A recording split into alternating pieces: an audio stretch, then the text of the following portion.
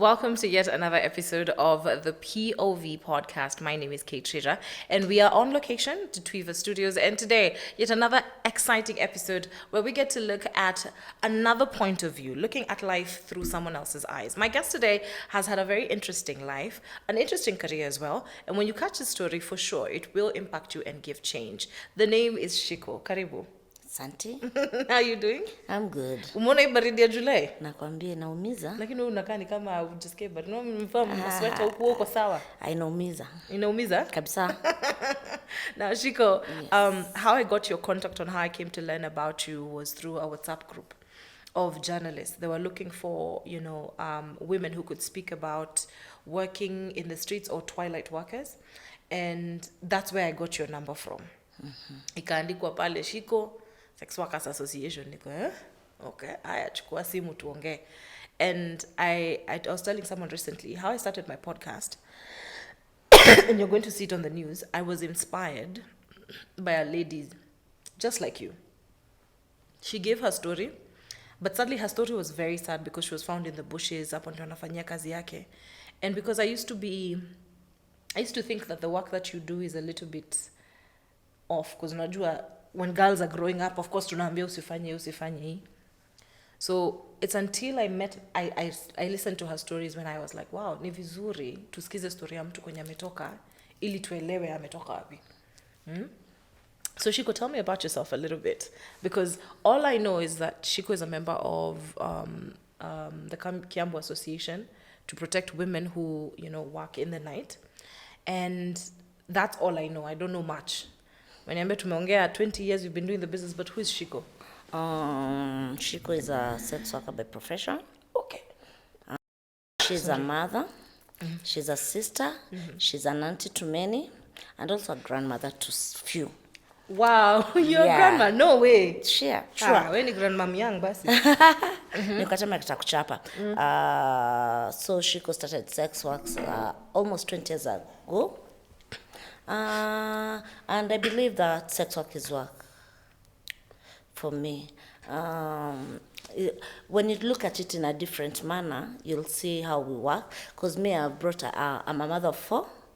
I've brought up my kids doing sex work. Yes. You've been able to pay the fees for your children? Yes, I've been able to pay the fees for my children. I've been able to give them the best I can as a mother. Yeah. Some are also, right now, my firstborn is almost done with university. Wow. My secondborn is in the university. My thirdborn is in high school, and my fourthborn, high school. Wow, it takes a lot for a mother to raise 4 children. Yeah. And I can imagine, are you doing it alone or you have a partner who's helping? I'm doing it alone. You're doing it alone? Yeah. But you didn't have these children alone? It's a long story about It's a long the children story. and the fathers. Yeah. Aina shida. Let's go back to 20 years ago when Shiko decided that this is the route she's going to take. You have your firstborn then. You told me after you had your child, you decided to go to the streets. How did you land in the streets in the first place? I didn't decide to go to the streets. Okay. Maybe the streets found me. Okay. I'll start by saying, first of all, when you being a young girl, getting pregnant, going back to school, your parents, then getting pregnant again. So your parents are like, no, there's too much. They started giving up. My parents. How old were you when you had your first child? 15. You were 15? Yeah, my second-born 17. 15 is, you're underage? Yes. So who did you have a child with? Who is this person? Because that was not right. Because a 15-year-old is not supposed to be having children. Life in the ghetto is really... Ni ghetto gani mlikuwa? Mlikuwa ghetto gani? Nimezaliwa ghetto ya Korogosho. Okay. Kwa hivyo life kwa ghetto si mchezo. So kupata mtoto at 15 it's like a normal thing. Ni kawaida ukiwa Korogosho. Kwa ghetto ni kawaida kupata mtoto at 15. So kupata mtoto wa pili pia kwa shule ni story tu ya kawaida. Huyu wa 15 mwenye mlikuwa na yeye ndio upate mtoto, alikuwa mtu mzima ama alikuwa mtoto kama wewe? I think alikuwa mtu mzima. Alikuwa mtu mzima? Akaona akadema akasema that wasn't right though. I know. So your mom amekasirika na historia. Before sisi watu wa ghetto tu aturealizing ati right now I know I could have taken maybe my parents pia maybe wangesu someone like that, maybe ningeamsua ama apelekwe jela. But ukiwa geto na nini, hizi ni vitu kawa. When you come to this other life, that's when you realize it's like a crime, but to us it was something normal. Even right now, as you can see, even the young girls are giving birth a lot. Hata ukiangalia HIV prevalence ni ya teenagers wanapata HIV, so that means sex is being done. It's only that underage. It's only that we don't talk about it. Underage girls are doing sex work with older men, with young men, with boys in the same age group. So the fact is only that we don't talk about it. Yes, but we are doing it and it's being done. So it depends with how one will bring up their kids. For me, I wouldn't like my kids to pass through what I passed through. Because you have teenagers now. Yeah. And I'm proud, like my first and second born and third born are above the age of 15. And yet wako sawa. Kama huyo ako uni anangangana. Moja ameclear uni bado anangangana. So sika mimi. Which is good. But you see, situations ni different. Wewe uliweza kuwatoa kwa hiyo situation. So at 15 ndio huyu Shiko amepata mtoi, wa pili ndio huyu amekam. Sasa hapa kwa pili ndio mother akasema ameona sasa ni kama niko joker. Okay. Anasema hapana nao. Sasa I have to jua life ni nini. Nianza kutafutia watoto, kujitafutia. Uendi shule at this time? Sasa siendi shule. Sasa ni kwanza sasa kujitafutia. Mother alitaka kunirudisha shule. Kunirudisha shule ndio bole nyingine papa. Sasa unaona life imekuwa tricky sana. Sasa ni lazima nianze tena life. Sasa madhangu akanipanish, akaniambia sasa itabidi ujue kwa mzazi ni nini. That's why I met my friends. Naambia vile nahangaika, vile life inanipiga. Wengine wanani advice, unatafuta to job upati. Life ilikuwa too hard sana. So I met some friends of mine, wakanifundisha, walikuwa wanajiita night nurses. Okay. Wakanifundisha how to be a night nurse. Okay. And that's where I started. Life ilikuwa tough when you start, but lazima ungepigana. Sasa unaenda, you don't know the language, unaogopa client, you'll get maybe other older men, you're fearing. But with time, sasa the more unaenda, the more unazoea kazi, the more una accept. And first of all, you have to accept yourself. Yes. And take it as well. Sasa nilikuwa naangalia, there I am, a single mother, 2 kids. Watu wangu sasa sitakaoishi life ya ghetto, sasa sitakaoishi watu wangu ishi life nimepitia. So there I took a step. And I decided I have to work. So for me, sex work was work. It was work. I didn't want any relationship. I didn't want even a client to go with like twice or thrice. I didn't want to change numbers with clients. Once I meet a client, we agree. Whatever we agree, that's it. Final. Staki, because there you'll get clients. Wengine watakwambia they want to remove you from this work. Wengine watakwambia they want to open for you businesses. But you see, even for me, still I always believe like sex work is work and it pays more. Well, you can, kuna wale wamekuwa kini promise wanifungulie utu biashara tudogo. Kufungulie salon na kufungulie pesa supermarket. Sasa but hata wakufungulia kibanda sijui ya kuuza nyanya vitunguu, but unaona selling onions and tomatoes always say is work, but sex work pays more. Hizi vitu zote ukiangalia, bora umejitahidi na umejitolea, na unajua what you are doing in the streets. Trust me, sex work is work and it pays more. I like what you've said, that you were very strict and took it as a business. So even when clients akikuja mmalizane, alipe, mambo imeishia hapo. It takes a lot of strength to not want to build a relationship with someone you've been with. Because you see, they are returning clients as well. Kuna wale wanaweza rudi. How did you maneuver that, especially kwa sababu na imagine kuna wale wanaweza kuwa na issues za anakutafuta wewe pekee. Najua kuna wale wako mimi nataka tu Shiko patana na Shiko. Ulikuwa na handle aje hao clients?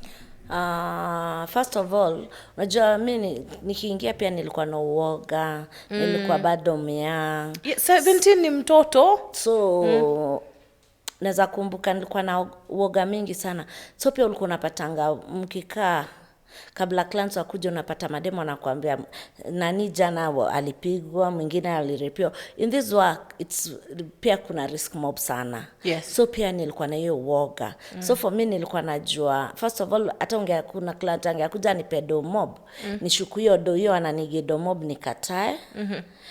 kuna tu mtu hata kama akiniongelesha pia ilikuwa ina depend with vile unaniongelesha, vile unanitreat kwa club. Mostly ungenipata maybe kwa club. Most of the time ndapatana kwa club. Kuna tempia nilikuwa naenda street. But ya street ilikuwa ngumu sana kwa sababu pia unajua kukimbizwa na kanjo na staff. So mostly tulikuwa tunatega kwa club. So unapata kwa club vile utakuja kuniongelesha. If you come to with a lot of money pia nilikuwa nakuogopa. Kwa nini? But sio deal imejipa leo. Lakini sasa unajua zile story pia nilikuwa nimesikia bado na nakwambia nilikuwa na uoga bado niko mtoi. Kwani msee akona domob shida yake ni nini? Hao ndio alikuwa anaendanga kuwa madem, unasikia dem alipigwa, dem aliripiwa, dem sijui alipelekwa alale na sijui madogi. So hizo stories zilikuwa mob. So pale lazima kisikia mtu anakugedo mob unajishuku, pia unamshuku. Inakuwa ni aje? Siko sure about it. Of course. Pia roho ikikataa. Pia sasa unatumia roho ikikataa imekataa. By the way, you always taka kuweka your life at risk. Kumbuka kuna watu wawili wanakungoja home. Hii time umeingia kwa streets, are you staying with your children ama wako na mom? Wako sasa hapo nimeanza kutoka home, nimeenda kwa best yangu mwenye ananifundisha makazi. Tuko na kama demka 4 lakini mimi tu ndio nilikuwa na watu hii. So mnakaa kwa hao na wao? Okay, mama alikwambia uende pia na watoto? Sasa nataka kunifundisha life ni ngumu juu sasa ameona niko mchezo. Sasa na imagine because this we're talking about a 1-year-old and there's a 2-year-old. Wanaachwana nani masaa za usiku? Cause kama mko wanne most of the time mnaenda job kama masaa ya usiku. Sana tulikuwa tunaacha kwa daycare. Kwa daycare. Ya usiku alafu ya usiku asubuhi tunakaa na tushindana watoi. Pia yani tu nilikuwa na ile motherly bond na watoi wangu. That's sana. Nice. Bado ni korogosho. So mother alikuwa anakujua? Alikuwa anakuona saa zingine? Hata lakini unajua sasa pia naacha niache ni pige. Pia alikuwa saa zingine anaona ni kugumu na camp anaweza kamkona watoi, atatumana watoi nipeleke watoi. Kiasi tena tunakatia. Unajua sasa hizo pia nishaanza tena kushika tudo. Nishaanza kuona mimi ni mjanjezi. Mnavurutana kidogo. Na daddy, where's daddy at this time? Alikuwa tu. Asemi lolote, he's not participating. Lakini how is your relationship right now with your mom, with your parents? Right now we are doing very good. You're friends? Kabisa. Okay. That's really good. I like to hear that. Yes. Na imagine kuna mambo ya do ilikuwa imeingia sana kwa sex work. And kuna data ilitokea na tukaonekana it's $1 million business. It's $1 million business, lakini pesa mingi sana inaendanga kwa security. Na nimenotice ukiniambia ukiwa kwa streets kulikuwa na shida ya kanjo na kuvurutana. Na kwa time niliwahi sikia story ya DJ Shiti, sijui kama unamjua. Ni comedian mnoma sana. Alikuwa anasema alikuwa anawork na sex workers because alikuwa anafanya kazi ya soja. How do you maneuver in the streets? You pay for protection? Ama ilikuwaje? Life kwa streets ni hard. Na si wengi weza kutoboa.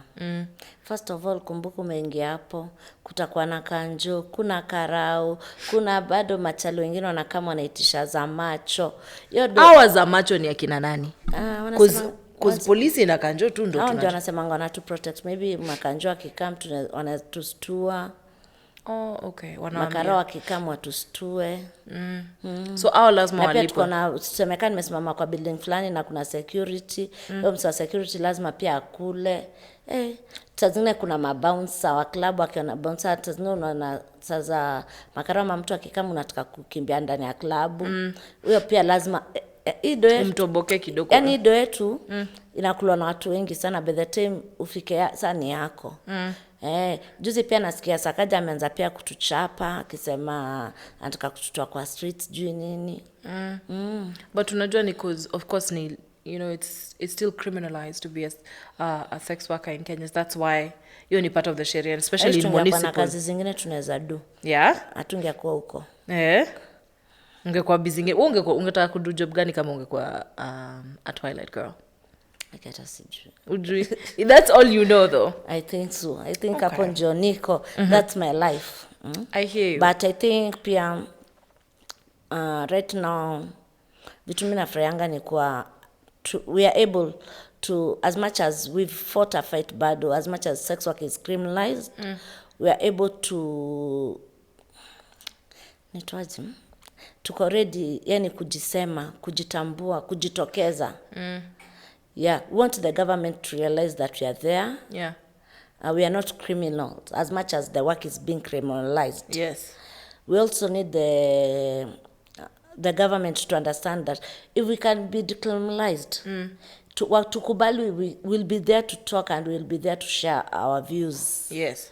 So that you can be safeguarded, because there's so many risks of your job. One thing we need is safeguard. Let me tell you one thing. Ukiangalia saizi, how many sex workers? It's only that I don't know even the government why it doesn't report that sex workers are murdered. Trust me, kwa hivi nini, every month utapata 1-2 sex workers are dying.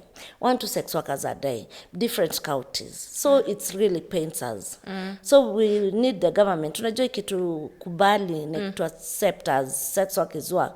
They'll protect us na kila kitu. Sasa unapata sex workers wamepitia a lot of violence. Once at times when you go to report to the police station, wengine wao makarope wanatu stigmatize, wanaanza kusema wewe ulikuwa kujitakia, ulikuwa kazi yako, sio kazi yako umezoea wanaume. Sasa umerepiwa, you need justice. Yani, so when tukipatia decriminalization ya sex work, I think wakitu recognize as sex workers ama sex workers work, tutakuwa able kuwa protected. Hatutakuwa mistreated ama tutadhulumiwa vile wamezoea kutudhulumu. At least hata cause unajua kama police kazi yao ni utumishi kwa watu, so wanafaa kuchukua na uzuri ya kwamba hata kama amekuja, hata kama hii ni kazi yake, she needs to be safeguarded. Shida ya polisi anataka ulale naye nje ku safeguard. Hiyo ndio shida nyingine.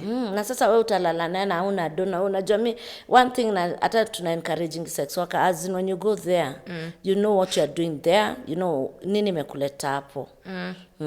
Si mimi sitakuja hapo nilale na sex na kanjo, nilale na makarati for protection. Hapana. Kwa sababu hujui kaa kesho atakuwa. Alafu kuna hiyo pia. Alafu sasa hizo mimi niko hapo natafuta do, maybe niko na school fees, niko na rent, nini kwanza sasa hivi le nienda. Nini ni mob lakini haipatikani do. Economy sasa pia inatugonga sisi. Si ati inagonga kila mtu. Clients wamepungua. Clients wakikam, clients hawana do. So the Kiambu Association, remind me the name of the Kiambu Association.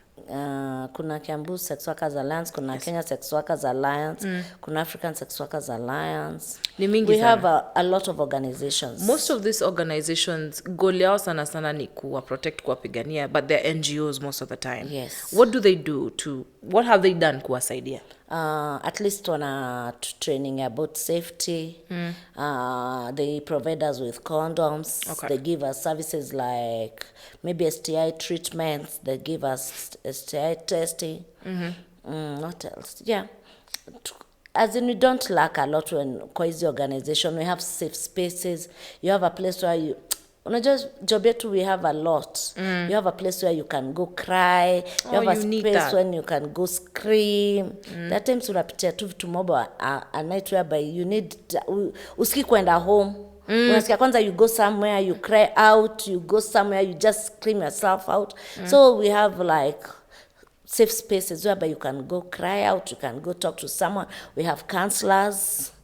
Because most of sex workers wanapitia a lot of issues, a lot of mental health issues. So hizo vitu zinatusaidia. The organization really helps. Sasa zingine unaenda unapata client anakata kutumia CD. Kesho yake wamkia hapo endo kama ni PEP. Yeah. Kuna saa zingine tuko na PrEP. Kama if you are positive, how you can live positively. Yeah. I'll say they really support us. I think it's hiyo kwanza hapo kwa kuprotect in safe spaces mentally and also health wise. Hiyo ndio nimesikia sana kwa sababu question ya HIV and AIDS and STIs, of course people wanajua na kazi yako ni kitu common sana. And have you seen your friends in the business wakipotelea kwa sababu ya magonjwa na vitu kama hizo? Ndasema sahi we are coming up, at least sahi ukijua you are negative kuna PrEP. Ukijua you are positive you'll just start your medication. We have support groups. We have people, mentors. If you're positive and you're a sex worker, you have to tell your client that you're positive. You don't have to, provided you're using a condom. But criminally you can't, provided you use a condom and you insist. Yes. Because it's actually criminal to spread the disease. Yes. Secondly, we are also advising, we are talking to the sex workers, we are advising them to use medication daily to make sure that their very load iko sawa. Na unaweza ishi life ingine popote. Hata yeye mwenyewe, sex worker mwenyewe anafaa kujiprotect, more than protect the client. Kwa sababu client kila saa hata the way you are talking about, you are just looking at it in the client's manner. Yes. Client pengine akopea positive. Hata yeye. Kwa hivyo mimi nimekuwa nikikunywa dawa zangu, nimejichunga, yeye anakuja bado anataka kuniongezea, maybe akona another naitwaje HIV, kuna ile HIV 1 2, maybe akona hizo, but most of the people look at it as sex workers ndio sisi tuko na magonjwa, si sex workers ndio tunafanya, si sex workers ndio we are home breakers, yani everything negative ndio mnaikuwa negativity mingi. But they don't look at it like, why can't you look as a sex worker? Mimi hakuna mtu nishaenda bwanake kumtoa kwa nyumba. The men come to us. Yes. First of all, utapata mwanaume ametoka kwake, kona pressure, kona stress, kona kila kitu bibi yake amemfanya. Akuja pale nikishamtuliza, what next? At least mimi ni stress reliever. Okay. Shiko. Wezi jitaiva stress relief. Kuna saa zingine unatolewa wanaume stress. Unawatolea, unawapea. Akirudi kwake hata anarudi joyfully, happy. So na mama bibi ama nani wanafaa at least saa zingine wakituangalia wanatuangalia in a different angle. Wanaona sisi hatutaki kunyang'anya mabwana zao. Nyinyi wasaidizi. Tunawasaidia tu. Jengia kwa ni kunyang'anya mabwana, tungekuwa tumeolewa every corner, kila mwezi unaolewa ukitoka. Because ni wengi wanakuja. Ni wengi, lakini hatutaki, we are not there for marriage. Okay. If it was about marriage, I think ningekuwa niliolewa, sijui, can't remember when, but I'm not there for marriage. So even if you admit your husband, I trust me, he's safe. Niyo tu si kwa masaa kadhaa tu alafu tunaachana. Aende zake. So wewe umekuwa kwa streets, mkianzia at night nurses at Korogosho. Hiyo tungesema ni brothel. Hiyo ilikuwa brothel. Hiyo ilikuwa tu place mlikuwa mnalala. Sijui kama experience the brothel work, because kuna time ilikuwa imekuwa kwa social media sana na unaijua because you work in the association as well. How do you help girls in brothels? Because last year there are stories that came out that brothels mingi ziko Kilimani, Kileleshwa area, Westlands as well. Na mademu walitokea ati wanaumizwa, hawalipwi dues zao. Kuna ule demu anawaongoza, yeye ndio anaenda kuonesha job. Sasa unajua kuna mademu yanga kidogo wanakuja, wamekuja kwa biz. How does it work? I don't know. How does it work? For me, if you don't mind, Kate, I won't want to talk about the brothels. Kwa sababu sitaki kuharibia mtu kazi yake. Okay. If you decide to go to the brothel, jua kitu moja, unaumia. Kwa sababu definitely, the owner of the brothel ndio amekutafutia client, the owner of the brothel ndio amekupatia room, the owner of the brothel ndio ana make sure kuna CD, the owner of the brothel anakuprovidea security, housing. So expect this person, akikwambia client analipa 5k, akikugei 1k ama 2k, anakuexplainia ABCD 3 4 nakata hivi. So for me hapo ndio maana tunakosanga kuingilia, kwa sababu I've tried talking. There was a time I had a conversation with our madam of brothel, some of the owners. Na kwa walikuwa wanatuambia they don't force the ladies to go there. They go willingly. Yes.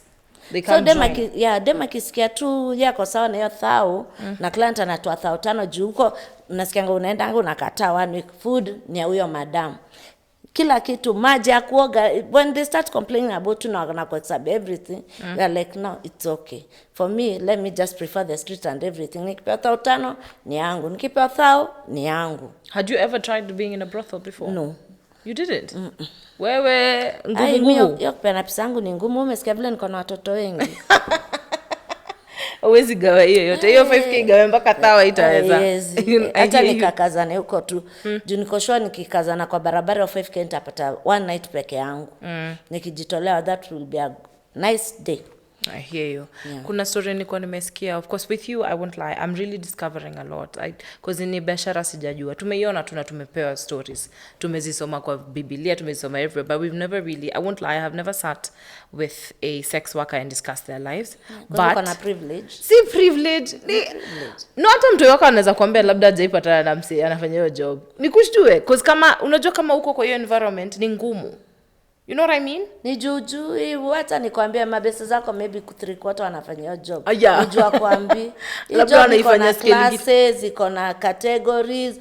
Hii job yani iko na angles tofauti. Mimi unajua niko hapa mimi najitokeza nasema. Kuna mwingine hawezi kuja hapa aseme ama sex worker. Yeah. But she knows 100% she's a sex worker. Wacha nikwambie, sex work it doesn't mean that juna job wengine. We have sex workers who are bankers, we have sex workers who are from different professions. My goodness. Tukipatana pale Johnny, tukipigania na clients ndio tunajuanga kumbe ni kubaya. So kuna kwa mademo kuna day job lakini bado exactly anachapa hii job. Usifikirie ati sex worker ni kumaanisha sijui ni. No, sex workers are learned people. Yes. Sex workers have good jobs. Of course. Yes. Of course. Ni venye tu ile unajua ile image tumepewa most of the time, tunaona shanga tu image ya Koinange Street wakikimbia na skirt fupi. Hiyo ndio image tunaona kwa news. But hata the last time niliona sex worker amevaa skirt fupi siwezi kumbuka. Ni ngumu. Ati mnakwanga mmeka kwa akili ukiona dem amevaa skirt fupi na heels ati sex worker. Bas kwanza ukimwona usiku. Tumeapa siku hizi acha nikwambie, unaenda hata uone nimevaa ngoma naenda tu nazo na niko fiti. Na uko job. Kabisa.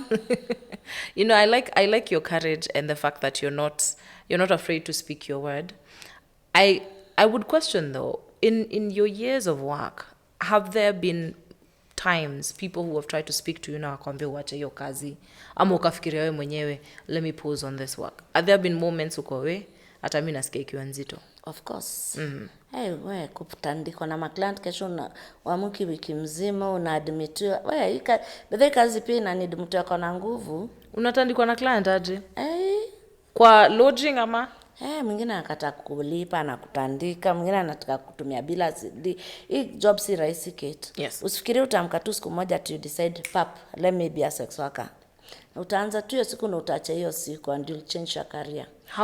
How did you, like, is there any moment hii time unapigwa unalala hospitali, hii time ya kuheal, unaona bado urudi ama unaona wachane nayo?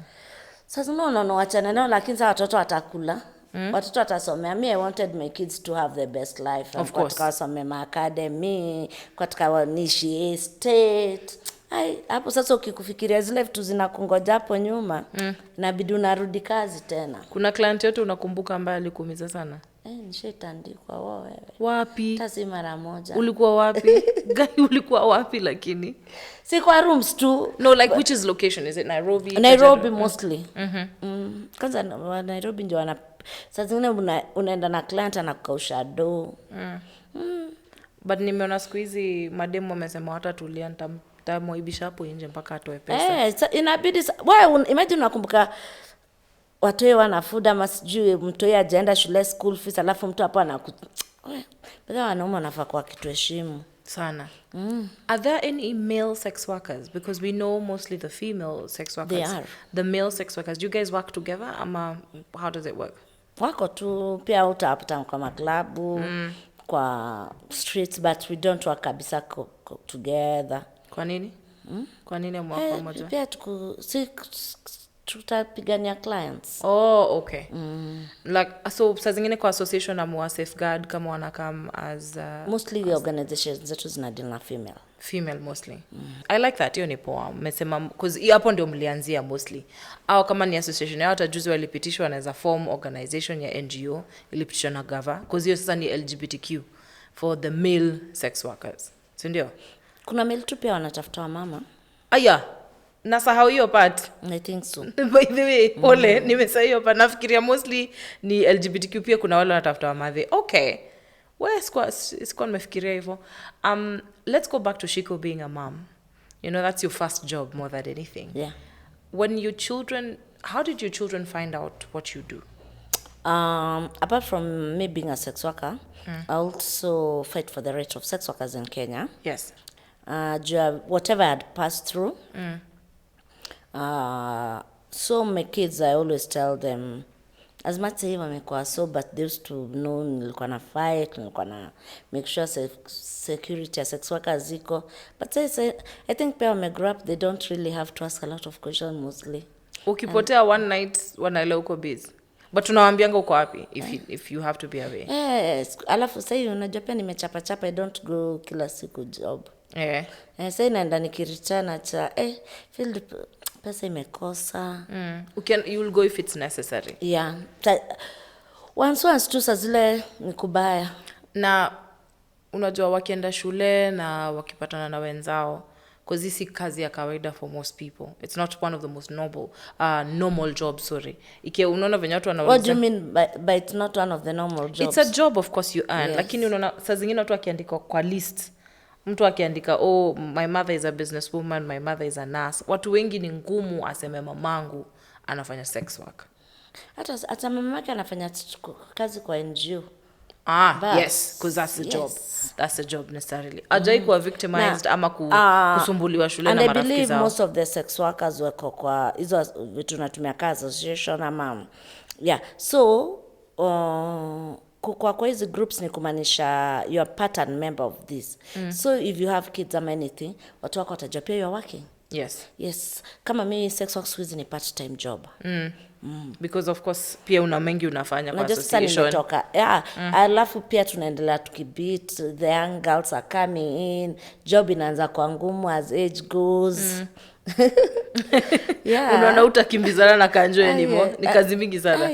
Nikuuliza. So we are now, for me I'm just going slowly getting out. Okay. Yeah.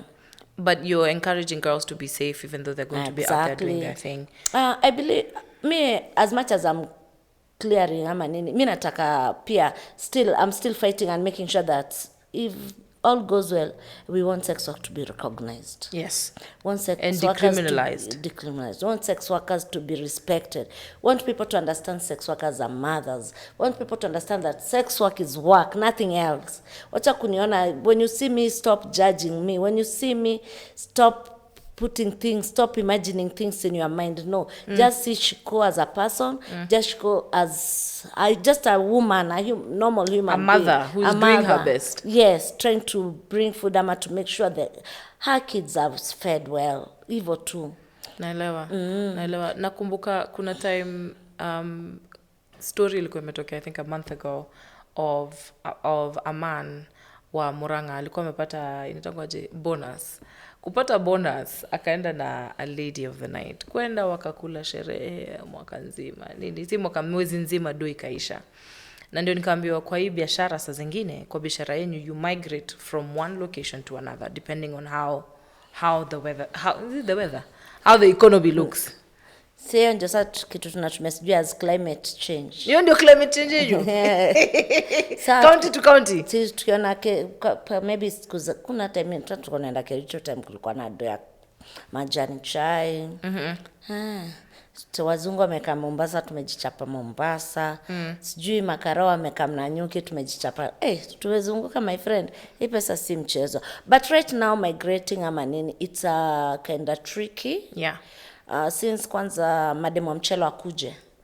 Wametuharibia job sana. Wanaharibia jina sana? Sana na job. Kwa sababu sasa nitaenda klabu za fast julikani sana.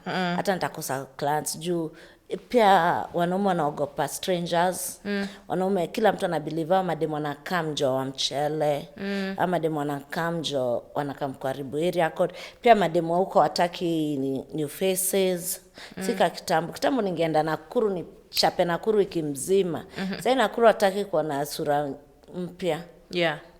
Because kuna wale residents. And that's why unapata the association or whatever you're calling it, to decide every county we need to have a group whereby sex workers will lead na kuchunga hiyo environment, kwa sababu si wenyewe tunaribio kazi yetu. Kwa sababu mademu wengine wanakaa as much as they're saying they're sex workers, they are not. Yeah. As we are sex workers, we do just sell one part of our body to earn a living. Them wanakuja kuiba au ni waizi. Hiyo ni wezi. So tuko na tofauti yao. Hiyo hata ni almost attempted madam tu akauliza. Kwa sababu unaikianzia mchele. So sisi sasa hata tunafight sana tukitaka tukiona hao madam strange. Hata wamekaa kwa club wanategea pia tunataka. Hata sasa inaweza kuuliza unadu wewe umetoka. Mbona umedecide kama juu utakam kwa banye mimi utegea alafu nakam kuniharibia kazi. Juu sasa mkikam hivyo ibe kishajulikana na ni haribia job kabisa. Hata wewe utakuwa welcome kwa hiyo club tena juu hata sema mnakuanga pamoja. Na ni risky sana. Wewe unaweza weka mchele, wewe ushaweka mchele? Mara 3 sijui 2. Kai babe. Usifikirie ati hao wanaume ni wazuri wewe. Hata machale wanaweza kuwekea mchele? Kwanza siku hizi I think machale wanaweka mchele kushinda madem. Trust me. Na si unajua in your business it's willing buyer willing seller. Kwa nini akuwekee mchele? Sasa wewe hata huwezi jua. Na pia watakuibia hata kama ulienda kashotka asubuhi kanaenda sijui ni economy imekuwa mbaya hata sielewi. Una recover aje from kuwekewa mchele? Because najua inaweza kugonga vibaya. You can pass out for a couple of days. Unaweza zima. Na kwanza memory lapse, alafu tena ina depend uko wapi. Mimi hata mimi tu kama uko na nia tafadhali kuwekea mtu mchele kwa klabu. Mimi juu utapelekwa kwa room sasa nishajipata kwa room hata sijui ni wapi. Na kile una simu, una you have nothing. You don't know where to start to kabla brains zishike na sasa unamshona watu jua tu a room they want to clean. Si mchezo. Ni risky sana. Na sasa as girls cause najua uko na marafiki.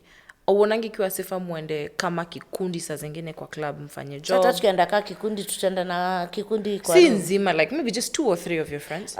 What we say mostly nikienda na pia wanaume sasa wanaogopa. Unashikika watatu hivi wanaume watakata kubete mingi.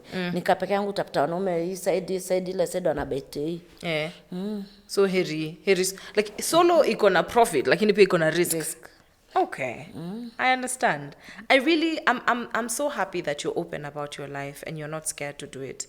But there's one question I want to ask personally because I come from a school of thought where tumefanya intercourse, wacha niite intercourse, to be something very sentimental, you know? Like anywhere you chose at a very young age of your life that this is business. You don't want, to date or to marry. I don't know the choice. With these people you had children with, haukuwa I feel like nataka kukuwa na umse forever. Sababu, unajua mtoi ni bond. Mtoi ni kitu serious. Unajua, mko na huu forever. How are those relationships with the people? Utapata kuna, sasa after the other two, nilikuwa condom bust. Oh, okay. It happens. The other one, nile kutriandera. Yes. Maybe, so you are still not sure if you unaona mimi kwa watu wengine within 10 years time. Yes. Yeah. So you are not sure kama unataka kuolewa. Sasa ama utaki. Sasa tena uko na watu watatu, mwanaume anataka ukimzalea sasa achunge mtu wake achao wengine. Unarusha mkono unasema whatever. Now back to square one. Because sasa uwezi angalia mtu mmoja uacha wengine. Alafu haiwezekani wote ni wangu. Wote wakinunuliwa mkate wote wakule mkate. Exactly. I like that. I really like that. Now, how is it going to be for you have daughters and sons? Unaambia about relationships aje wakitoka huko nje because of course maybe kama wanataka kuwa na familia, wezijua. Ni tricky.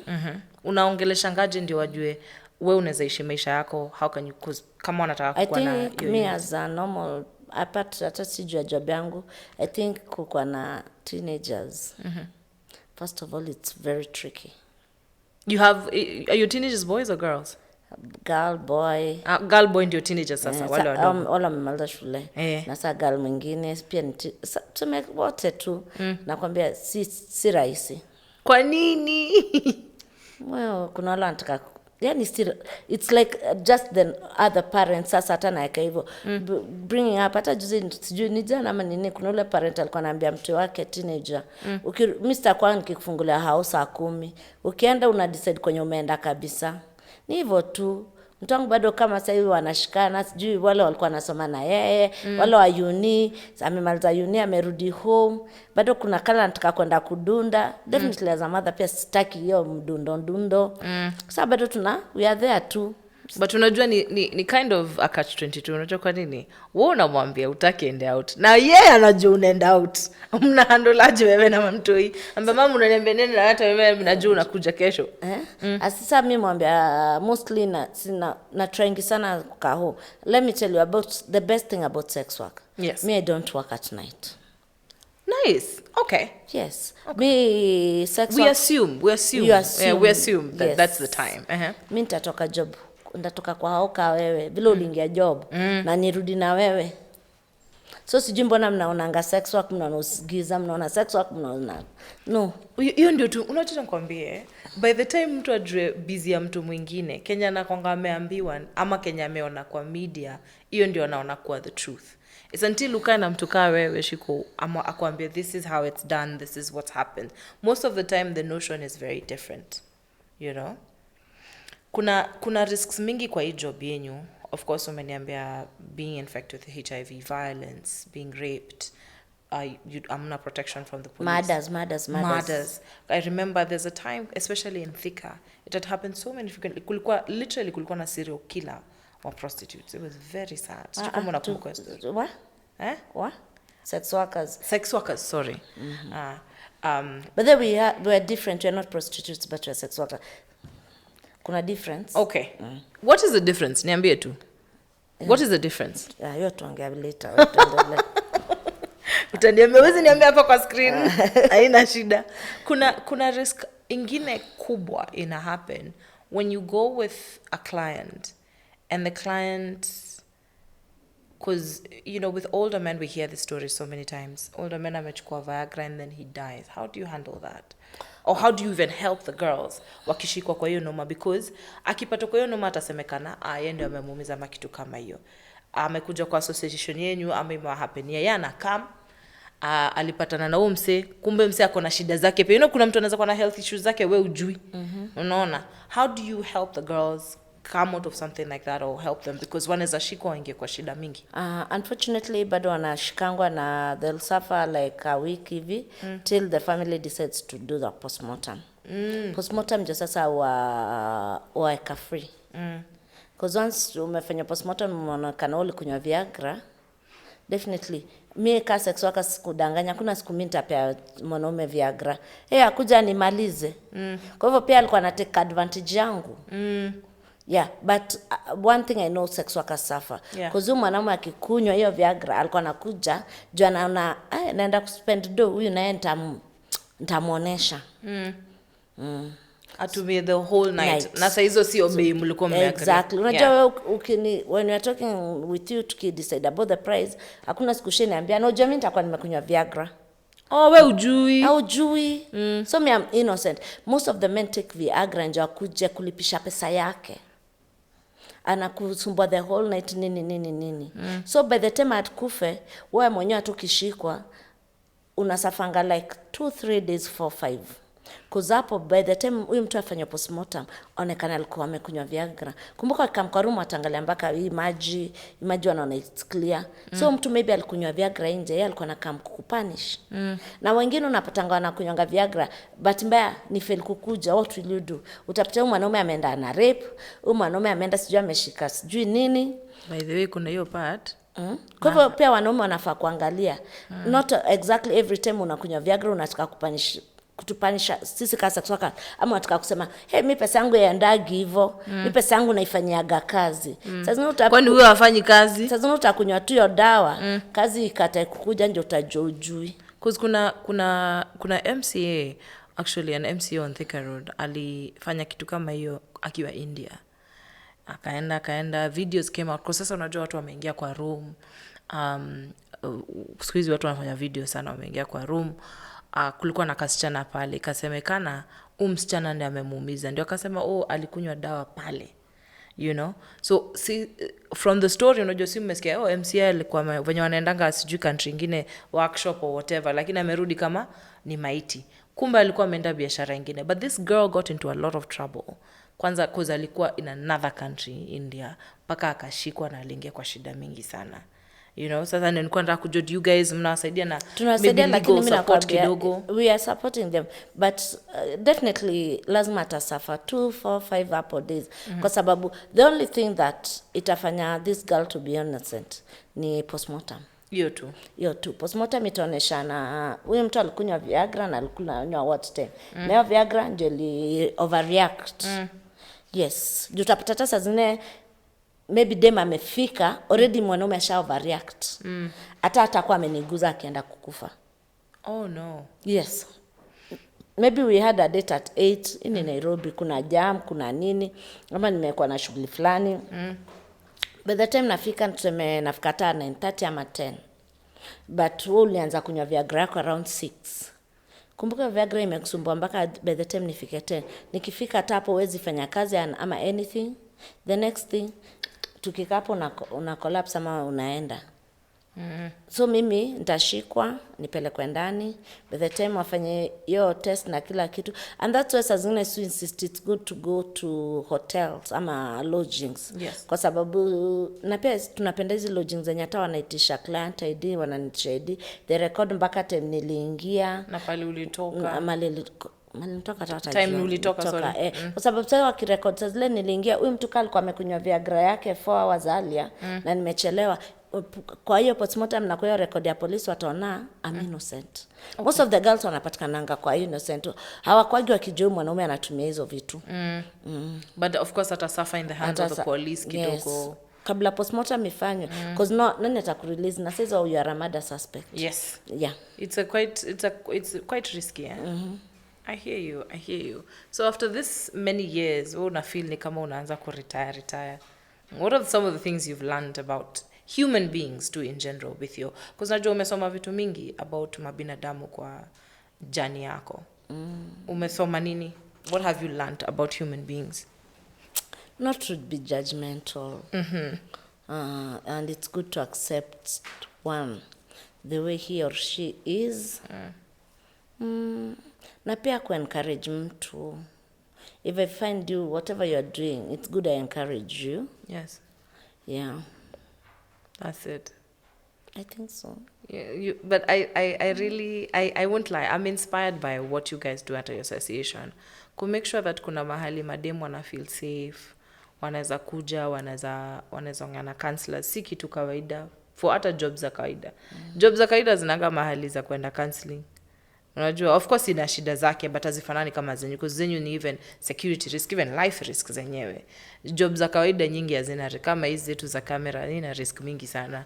Unless umpatana tu na kanjo kwa barabara atakunyang'anya kamera yako, ina risk mingi sana. So, naona kama make efforts poa sana, ndio mkwe na hawa counselors. Mna watu wa wapi na how do you work with them? Mnatoa wapi counselors?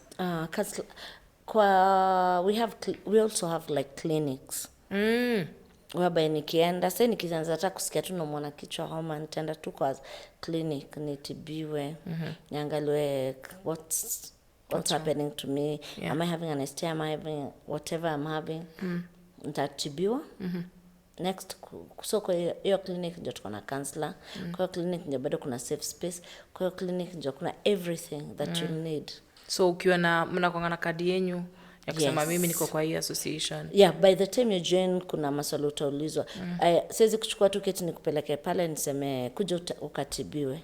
Because maybe nikikupeleka pale they'll realize that you are not a sex worker by maybe the kind of question they'll be asking you. Yeah.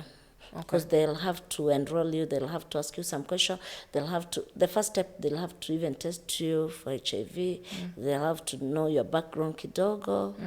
Yeah, for you to be a member. Oh my God. Watu wengi wanasemanga kazi yenu haifai, si poa, but hata Biblia yenyewe, there are actually 3 women in the Bible who helped men in the Bible, and that was their job. Walikuwa sex workers. Na bado ndio ilikuwa the first profession. First profession ilikuwa kulima. Ishikuwa hapo unadanganya. First profession ilikuwa kulima ilikuwa ya ule dem mwenye aliambiwa wampiga na mata akasikumbuki Bible vizuri. But imeonekana you guys mnaishi na at least mmekuwa na unity sasa. Ambishani sana because hata kama mse anakuaga kwa street fulani or whatever, amgongani sana because hizi associations zinaweka pamoja. One thing kit kwenda ni ngumu sana ni kuja kwa street yako. Sasa siwezi sema leo nini sasa juu za Hurlingham za kile. Ni ngumu unless niko na who do you know who you have to have someone know someone. Sasa enda tu nisimame kwa unless sasa ni hizo za club. Na zengia club na just zingine club kai sasa hizo nataja za Hurlingham kile. Pombe yenyewe na bei na saizi haikubali. So ni lazima kwa tu na hotspot yako, we call it like a hotspot. Mali umezoea kwenda kutega na kila kitu. Na ujue hivyo. Na unajulikana hapo. Hata nikikampale niko na security juu kila mtu ananijua. Unajua sasa biashara yenu imetransition to online sasa. I don't know if you know that. I know that. Imetransition to online. What do you think about your movement? Si mbaya pia. Mademo online wanasema it's really picking, it's really doing good. but pia iko na challenges zake. Shida huyu mtu wa online tunabonga naye kwa phone. Sijui anakaaje. Okay, bado I think mi bado niko digital ama mimi ni bado old school. Yeah. Kwa sababu the way I was telling me still clients wangu lazima nikuangalia hivi ni kujudge na everything. Si kila mtu atijua Meagree pesa. Jado nafikiria no. Most of the sex workers also. Si ati juu unaona watu ende ama unakuja unanitokea in a rude manner ama unakuja unanidharau because you think I'm a sex worker and I'll go with you. No. You have to respect me. You have to show me that I'll be secure. Kuna vitu kadhaa lazima uangalie ukienda na mtu. So when it comes to online, bado hapo naona pia kuna shida. Juu mtu simjui sura, sijui behavior zake, sijui whatever atanifanyia. But mostly mademo wananiambia the online one, the clients wanakam call. Na unapata kwa nyumba yako kwa nyumba yako. So the girls I think wana decide they'll take like a plot ama a building. Now they rent like their own houses. Na hapo clients akuja. Na client akileta noma nikipiga nduru au wengine wanakam kunisecure. So hivyo ndio inaenda. Okay. Kuza watu najua wajui. Hujui mtu atana hiyo sasa ndio pengine inaniingiza baridi. Tafadhali tu bado ile tu ya kitambo. Heri traditional. Yeah, but hiyo online nasikia na do. Na sasa unajua hiyo spigwi na baridi. Hiyo si shindi nikitumia do. Hiyo niko tu kwangu. Na unaweza mtrack na simu kama unataka kutrack na simu. Hiyo niko tu kwangu at my time. Akipiga simu namwambia panda gari, come this place, ABCD. Hiyo pia iko na advantages na disadvantages, I'll say so. What is the highest amount you've ever been paid for your job? I won't tell you because hii job ni poa. Sitatuma kiari, niambie tu. Hii job ni poa. Hii job bedhe na ukijitolea utapata clients mpaka wanakupeleka international. Si mbaya. But range sana inakuanga ngapi? How much do you pay? What is the standard rate girls should be paid in a night? It also depends na area code yako. Yes. So unajua mimi kani wa Korokocho, Kayole, sezi Of course bei ifanani. But I think one thing we always say, punguza wateja, ongeza bei. So for me, maybe let's say siwezi kosa 3 to 5k for a shot nikijitolea. 3-5k a shot. Lakini si raundi kadhaa. Inategemea. Na pia unajua tukisema bei ndio mtakuja wengi, acha tu tuseme jua bei. The more tunaongeanga the price, the more people utaona nikaa niko na pesa mingi utakaye kujeni acha tu. Pia bado mnaeka bei siri kidogo. Juu tuko wengi Kate. Tuko wengi. Okay. Hii biashara siku hizi imekuwa hot. Mi kwanza venye umenishtua ukiniambia kuna wase wako na day job na bado wanaenda hiyo job nyingine. Unadhani kwa nini wanafanya hivyo? I think sijui. Because you know when you started it was desperation at the time. You really needed to feed your children. Wengine si desperation. Jukaa niko banka na niko unalipwa. So huyu nini anatafuta? Hata siela wangu Kate. Na vile tunabishana. Mna wa nini mna protect kwa association kweli? Kuna wale wanakuja kwa wako members mpaka wa kwetu. Hata kama ako na day job. Okay. Imagine tunawakubali tu kwa sababu sasa si ni our sisters and we are sisters keepers. Pia kitu kingine cha nikwambia Kate, kwa hii nini everyone is a sex worker.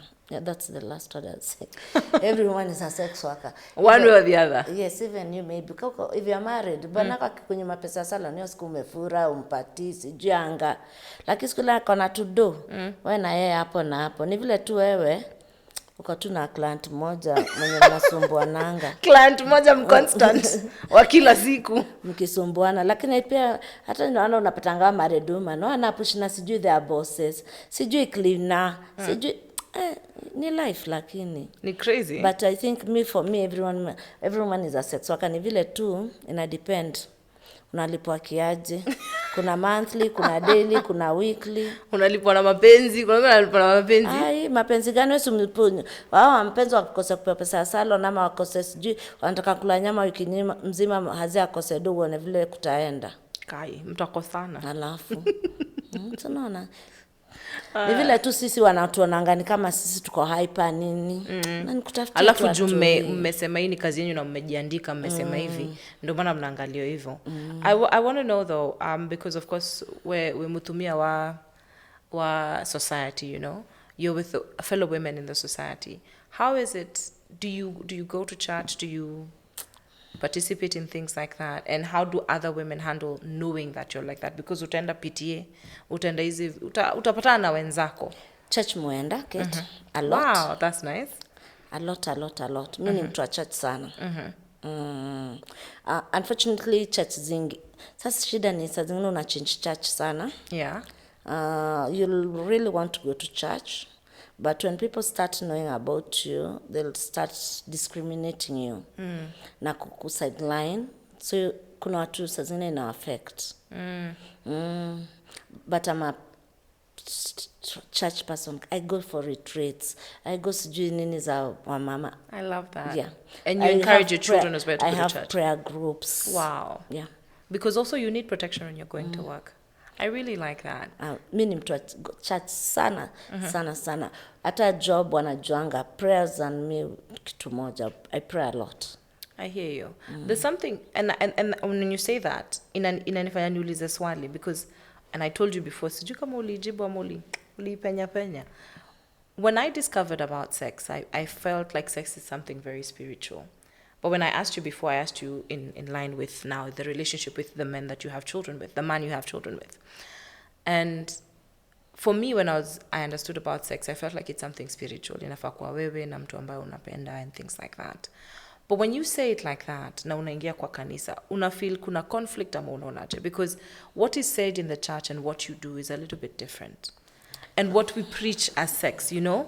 Because you're around younger women, you're around your own children and things like that. And tulifanya tuoneka sex is something very spiritual, inafaa kuwa only specific to certain people. Haifai kuwa for everyone. What do you think? For me, nitasema, I think God atatujudge mwenyewe. See judgment really. No. I'm saying. For me, I think if we look at it. How do you look at sex? That's what I'm asking you. Because me, sisi venye tumefunzwa is something spiritual. How do you look at it yourself?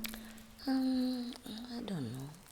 It's complicated. Because one thing I know, Kate, na nitakwambia saizi. Yes. If you see wale watu wanakujanga kuniongelesha, the young people that you're talking about. Yeah.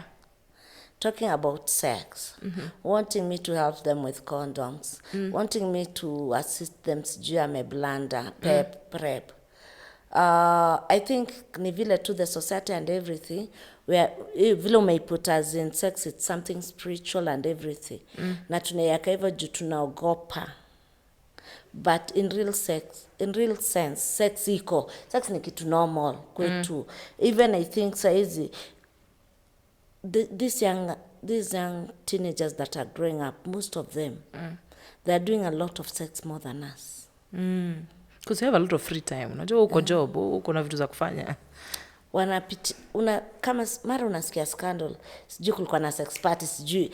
Kuna vitu zingine hata you've not even thought about, as much as you'll see me, when you look at me as a sex worker, you'll see me being an evil person or anything. But when at times you hear stories and stuff like a group of teenager girls, like 20 were doing a house party, sex party, sijui, you're like, okay, now what, which one is this now? Hiyo sasa ni unajua kwanza watu wanajingisha kwa shida nyingi sana. Exactly. Secondly, maybe they don't know, they're not using protections.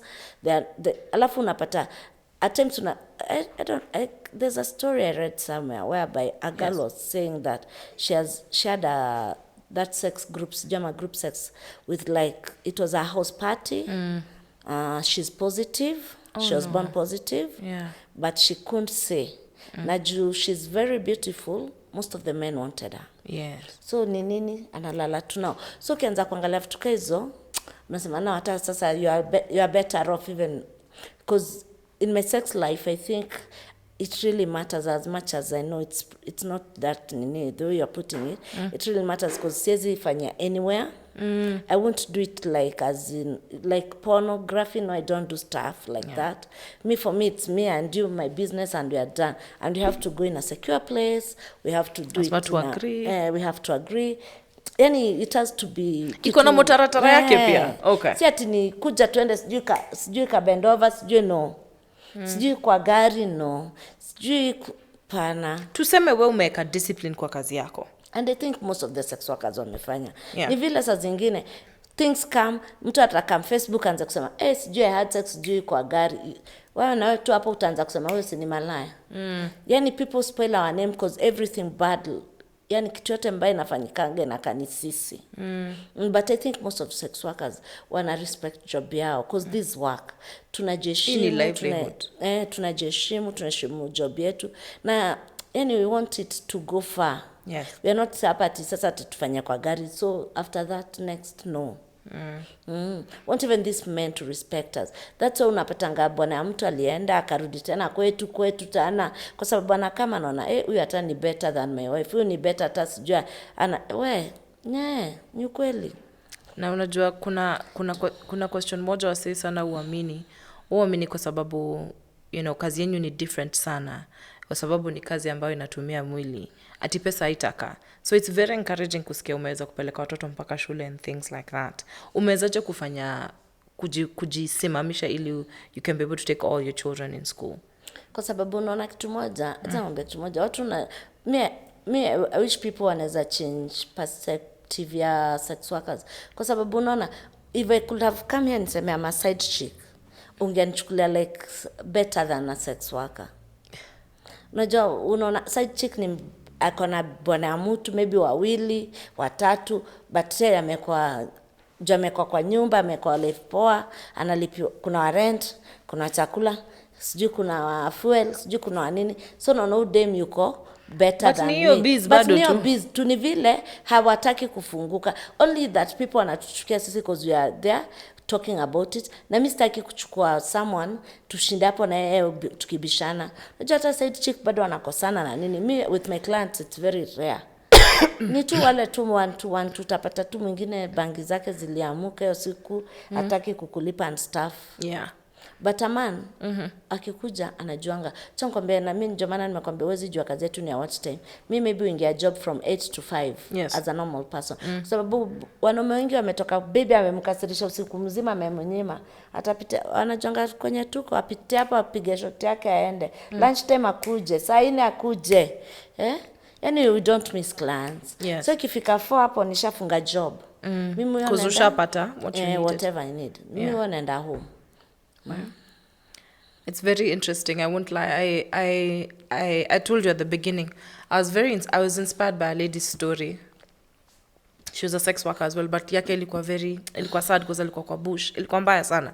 Ndio ikafanya nijue kumbe ametoka hapa ndio jani yake ilianzia, ndio aweze kuona maisha ikiwa hivyo. And I have to say you've really inspired me with your story, and you've encouraged me to know that mtu yake biashara ka biashara. As much as iko na majina yake, hii ni busy. Chukuliwe seriously, ina masaa yake, iko na mutaratara yake, na inafaa ifuatiliwe.